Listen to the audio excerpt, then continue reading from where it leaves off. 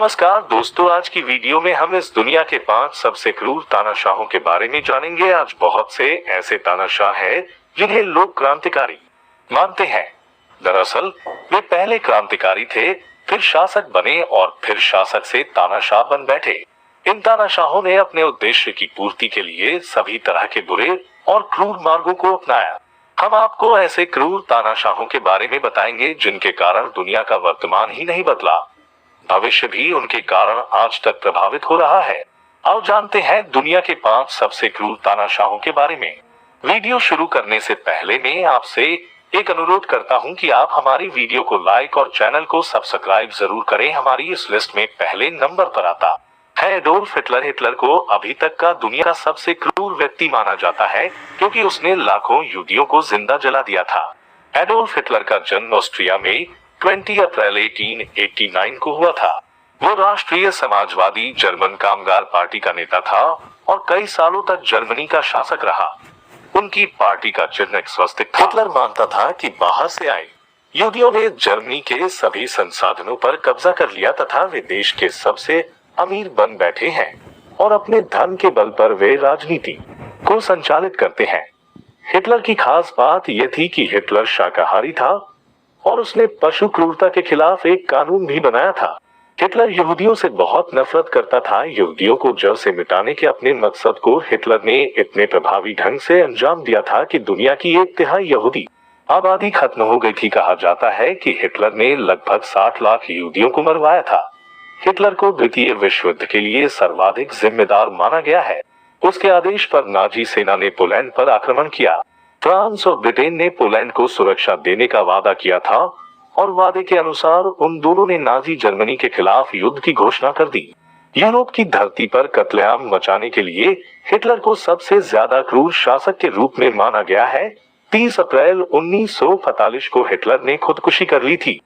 हमारी इस लिस्ट में दूसरे नंबर पर आता है बेनिटो मुसोलिनी। मुसोलिनी भी हिटलर की विचारधारा का था। बेनिटो मुसोलिनी इटली का नेता था। कहा जाता है कि हिटलर से इसके अच्छे राजनीतिक संबंध थे। वो फासीवाद के दर्शन की नींव रखने वालों में से प्रमुख नेता था। उसने दूसरे विश्व युद्ध में एक्सिस समूह में मिलकर युद्ध किया। मुसोलिनी का जन्म 1883 की 29 जुलाई को इटली के प्रेदापियो नामक गांव में हुआ था। 18 वर्ष की अवस्था में वो एक स्कूल में टीचर बना। 19 साल की उम्र में वह भागकर स्विट्जरलैंड चला गया। मुसोलिनी ने 1935 में अबिसीनिया पर हमला किया और कहा जा सकता है कि यहीं से द्वितीय महायुद्ध का प्रारंभ हुआ। पराजय के कारण ऐसी स्थिति उत्पन्न हो गई कि उस मुसोलिनी को अपने प्रधानमंत्री पद से इस्तीफा देना पड़ा और उसे हिरासत में ले लिया गया। हिटलर ने उसे छुड़ाया और उत्तर इटली में कठपुतली प्रधान के रूप बना दिया। कहा जाता है कि मुसोलिनी पावर बढ़ने के साथ क्रूर होता गया। उसके काम में जो भी दखल देता वो उसे मौत के घाट उतारने में जरा भी वक्त नहीं लगाता था। वह अपना विरोध करने वालों को बहुत टॉर्चर कर। मुसोलिनी ने स्पेन गृह युद्ध में डिक्टेटर फ्रैंको की भी मदद की थी।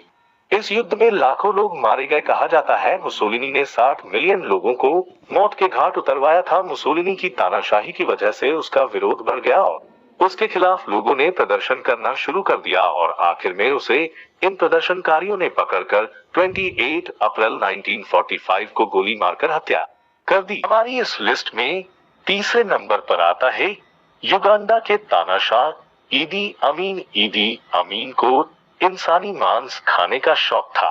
इस कारण ही उसे नरभक्षी शासक भी कहा जाता है। कहा जाता है कि वह भिखारियों को गोली से उड़वा देता था। अपने 1 साल के कार्यकाल में उसने कम से कम 5 लाख लोगों की हत्याएं करवाई, जिसमें उसके कई राजनीतिक प्रतिद्वंदी भी शामिल थे। हैवानियत के कारण ही ईदी अमीन को मैडमैन ऑफ अफ्रीका भी कहा जाता था। कहा जाता है कि उसके फ्रिज से इंसानी मांस मिला था। अपने 8 वर्ष के शासन काल में उसने क्रूरता के इतने विभत्स उदाहरण पेश किए जिसकी मिसाल आधुनिक इतिहास में बहुत कम ही मिलती है। 1979 में जब तंजानिया और ईदी अमीन की विरोधी सेना ने हाथ मिला लिया, तब ये भागकर सऊदी अरब चला गया। लाशें सड़ती हुई मिली। ईदी अमीन की हुकूमत खत्म होने के बाद युगांडा में कई जगह लोगों की लाशें सड़ती हुई मिली थी। तमाम सामूहिक कब्रों का पता चला था। वो वाकई में एक राक्षस था जिसने अपने ही देश के लाखों लोगों का खून किया था। वहीं पर साल 2003 में इस खूंखार तानाशाह की मौत हो गई थी। माओ जेडोंग ये चीन की कम्युनिस्ट पार्टी का संस्थापक था। भले ही चीनी इसकी तारीफ करते हुए न थके, लेकिन वास्तव में ये एक खूंखार तानाशाह था, जिसकी नीतियों और अत्याचार के कारण कम से कम 4 करोड़ लोगों ने अपनी जान गंवाई थी। माओ का इलाज करने वाले डॉक्टर जी शी की किताब के अनुसार वह अपनी पूरी जिंदगी में कभी ब्रश नहीं किया था। किताब में ये भी लिखा गया था कि वह कभी कभार ही नहाया करता था। 26 दिसंबर 1893 को हुनान प्रांत के शाओशान कस्बे में जन्मा माओ बाद में आधुनिक चीन का संस्थापक बना। हमारी इस लिस्ट में 5वें नंबर पर आता है जोसेफ स्टालिन। वह शख्सियत है जिसको हीरो और विलेन दोनों के तौर पर जाना जाता है।